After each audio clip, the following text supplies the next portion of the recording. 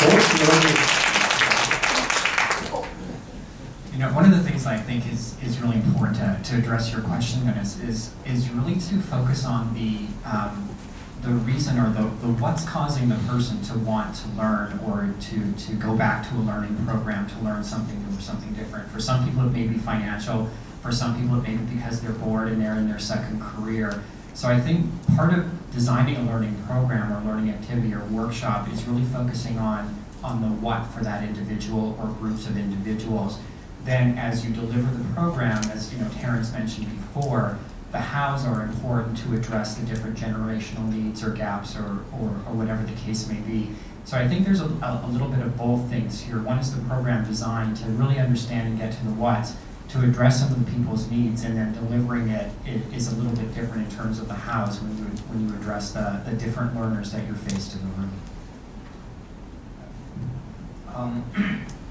I agree with Helen. I think there's a lot of myths about aging and so on. And we tend to stereotype, Gen X, Gen Y, baby boomers. But with the age of internetization, a lot of these gaps are now narrow. You could find a 70-year-old doctor who is pretty good and can talk to you about cloud computing, which some of you probably have not heard of. Versus a 27-year-old kid who says, "Oh, I don't know anything about Excel spreadsheet." So I think the instructional methods can vary, as trainers know, depending on your audience profile. But the reality is, as earlier speakers spoke about, and that gentleman over there too, it's the psychological personality, how you learn.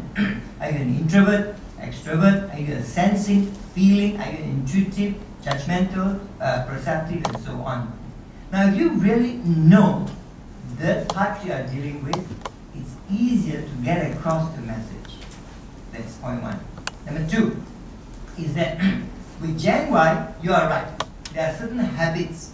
For example, information download. Oh boy, they love it. Bang, bang, bang.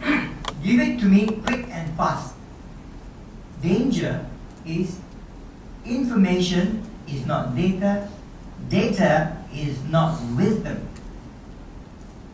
And the baby boomers have that wisdom.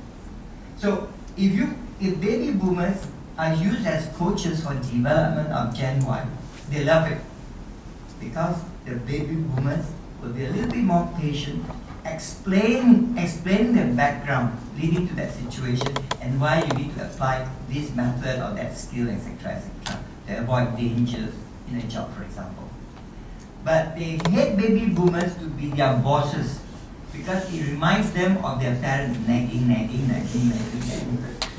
That's why you hear a lot of times Gen Y say, "Why so low, so one?" It's a baby boomer, So that's what we as baby boomers must be careful of. Now, then for the baby boomers, they are more practical. They want to apply what they learn. Okay? But the danger is if they do not have enough theory, then there's a lot of gaps in between. So to be able to merge these two groups of people using the optimum, style, the way you guide, coach them is very important. And that's a major challenge for HRD specialists like us as we go along. And it comes with experience. You would know. You can structure your lesson, do your lesson planning, blah, blah, blah, and all that.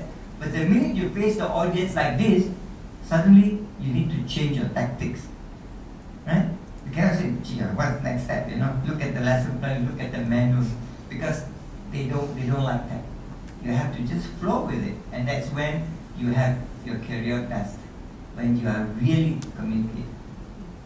See, I think more will be discussed tomorrow, symphony and the workplace, and it's really